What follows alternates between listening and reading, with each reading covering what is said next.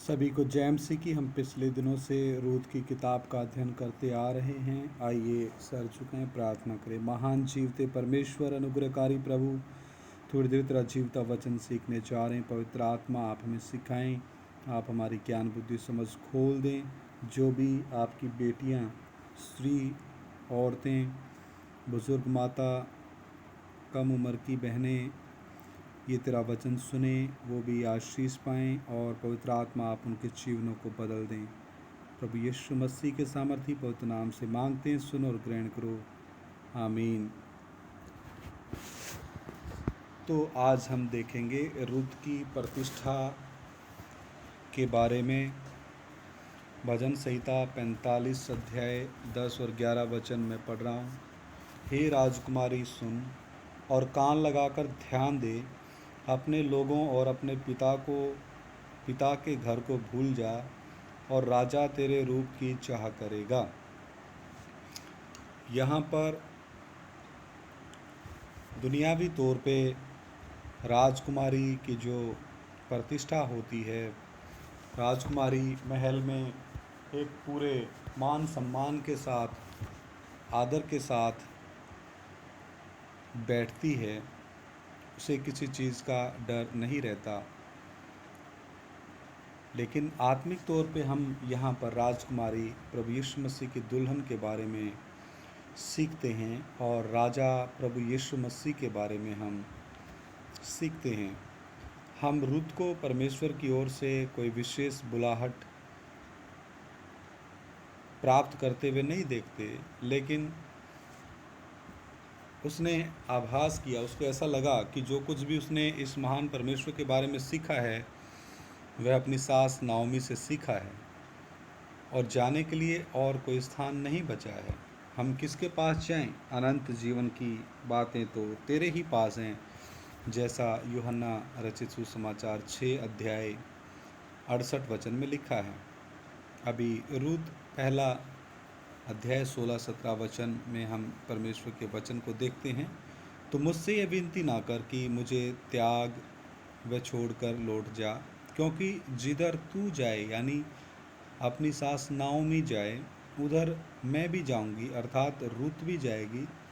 इतना महान समर्पण हम देखने को मिल रहा है। आगे पढ़ते, जहाँ तू टिके यानी कि नाओमी उसकी सास, वहाँ मैं भी टिकूंगी यानी कि रुत उसकी बहू। तेरे लोग यानी कि नाओमी के लोग मेरे लोग होंगे यानी कि रुत के लोग होंगे, और तेरा परमेश्वर नाओमी का परमेश्वर मेरा परमेश्वर होगा यानी कि रुत का परमेश्वर होगा।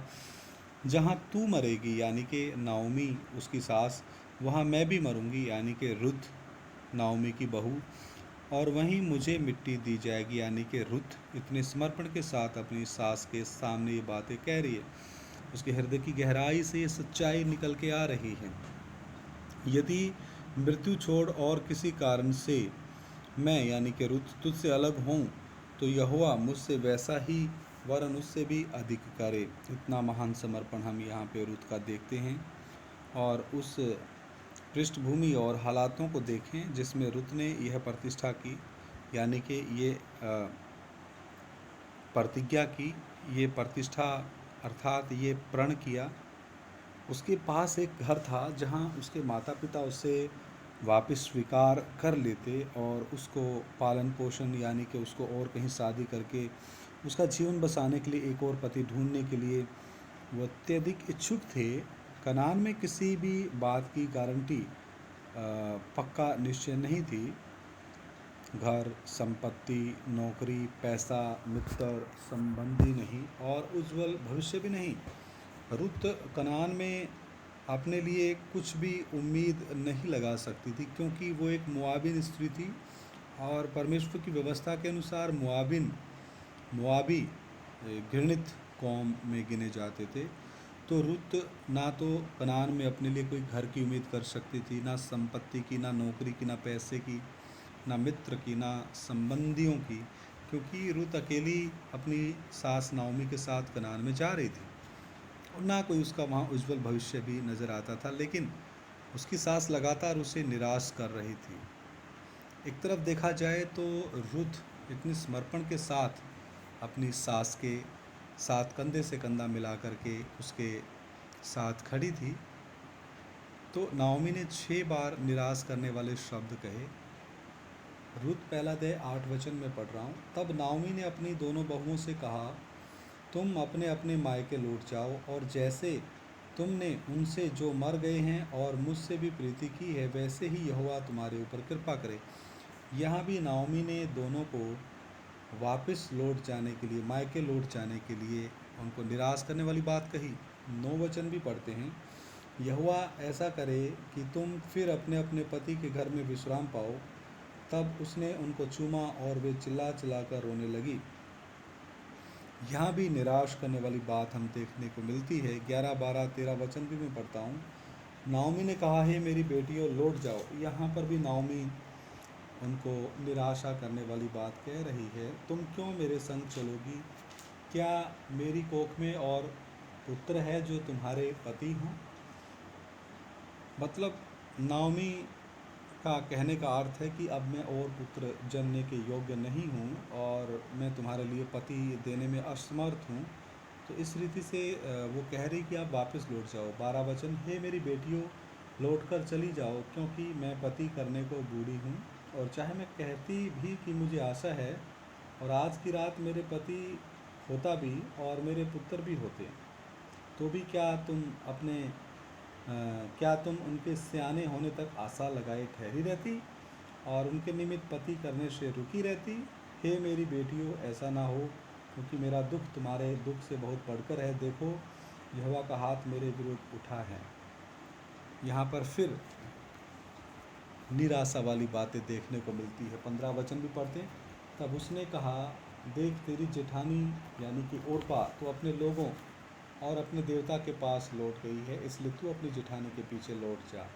अब इन जो निराशा वाले शब्दों के बीच में ओर्पा के जीवन में कितना प्रभाव पड़ा, वो निराशा के बवंडर में डूब करके और अपने पुराने मनुष्यत्व, अपने पुराने घराने, अपने माँ बाप, अपने उस माहौल में, अपने उस मायके में लौटने के लिए इतनी उतावली हुई। वो भी चिल्लाई थी, उसने भी, नाओमी अपनी सास को चूमा, लेकिन वो एक क्षणिक दिखावा था, एक थोड़ी देर का दुख था, मैं समझता हूँ। क्योंकि अगर उसके मन में हृदय की गहराई के साथ अपनी सास के साथ रहने का मन होता, तो उसका भी समर्पण रुत के समर्पण के समान देखने को मिल सकता था। तो यहाँ पर नाओमी रुत को भी कह रही है कि देख रुत, तेरी जेठानी यानी कि ओर्पा तो चली गई और अपने देवताओं के पास लौट गई है, इसलिए तू अपनी जेठानी के पीछे लौट जा। ओर्पा ने तो यहोवा परमेश्वर के पीछे चलने का फैसला नहीं लिया। ओर्पा ने अपने देवताओं को पहला स्थान दिया, ना कि परमेश्वर को, यहोवा परमेश्वर को। तो नाओमी फिर यहाँ निराशा वाली बात कह करके रुत का हौसला इसलिए तोड़ना चाहती है क्योंकि नाओमी के पास रुत के लिए कोई भी आशा, उम्मीद या पालन पोषण करने लायक या आजीविका चलाने लायक या उसका पेट का भरण पोषण या उसको इस जवानी उम्र में और कोई पति देने का कोई भी ऐसा साधन देखने में नहीं आता। वह इसकी सास से किसी भी भली बात की अपेक्षा नहीं कर सकती थी और ओर्पा का एक बुरा उदाहरण भी था जो अपने देश वापस लौट गई थी। इन सब के बावजूद भी पीछे की बातों को भूलकर रुत ने उन बातों को प्राप्त करने का निर्णय लिया जो उसके आगे रखी थी। इन सब बातों से ये स्पष्ट हो जाता है कि रुत नाओमी का नहीं, परंतु नाओमी के परमेश्वर का अनुकरण कर रही थी। हालेलुया। यहोवा तेरी करनी का फल दे, और इज़राइल का परमेश्वर यहोवा जिसके पंखों तले तू शरण लेने आई है, तुझे पूरा बदला दे। ऐसे बोअज कह पाया। रुत 2 का 12 वचन। एक सही जो हम समर्पण के साथ प्रण या फैसला हम परमेश्वर के सामने लेते हैं, हमें अपने परमेश्वर के विषय में प्रकाशन होना आवश्यक है। ये प्रकाशन ना होने पर हम ओर्पा की तरह ऐसे स्थान पर पहुंच जाएंगे जहां से आगे हम अनुकरण नहीं कर सकेंगे, क्योंकि हमारे सामने कोई है ही नहीं, हम किसको देख करके उसके पीछे चलें। तो प्रतिष्ठा करना यानी कि परमेश्वर के साथ वाचा बांधना है। जिस तरह एक दुल्हन और दूल्हा विवाह के समय वाचा बांधते हैं, वैसे ही परमेश्वर का एक वास्तविक बच्चा, बेटी, परमेश्वर के साथ वाचा में प्रवेश करता है। जोड़ा दंपति कहता है, जब तक मृत्यु हमें अलग ना करे, परंतु हमारे विषय में यहाँ तक कि मृत्यु भी हमें अपने प्रभु के प्रेम से अलग नहीं कर सकती। इसके विपरीत मृत्यु हमें हमारे दूल्हे के साथ अनंत संबंध में ले आती है। वे प्रतिष्ठाएं जो रुत ने की, विशेष रूप से उन लोगों से अपेक्षित हैं जो पूरे समय की सेवकाई में प्रभु की सेवा करना चाहते हैं। दैवीय अनुग्रह की शक्ति के द्वारा अभी मुझे तेरी सेवा करने के लिए प्रतिष्ठित कर प्रभु। मेरा प्राण दृढ़ आशा से ऊपर देखे और मेरी इच्छा तेरी इच्छा में खो जाए। तो मेरी प्रिय बेटियों, बहनों, स्त्रियों, बुज़ुर्ग माताओं, मेरी पत्नी भी और अलग अलग भाइयों की पत्नियां, रुत के समान हृदय की सच्चाई के साथ खड़ा रहने का क्या आपके अंदर हौसला है, दिलेरी है, समर्पण है? ये आप चेक करें, समय रहते चेक करें और दिल की गहराई के साथ, सारे मन प्राण आत्मा के साथ अपने प्रभु के पीछे चलने का फैसला लें। प्रभु इन वचनों के द्वारा आप सभी को मुझे आशीष दे। आइए प्रार्थना करें। महान जीवते प्रभु, अनुग्रहकारी पिता, तेरा शुक्र करते हैं थोड़ी देर तेरा जीवता वचन सीखने के लिए आपने हमें फजल दिया। प्रभु समय मायने नहीं रखता। बेशक अभी समय रात के 12:32 हैं, लेकिन प्रभु आपका प्रेम हमें मजबूर करता है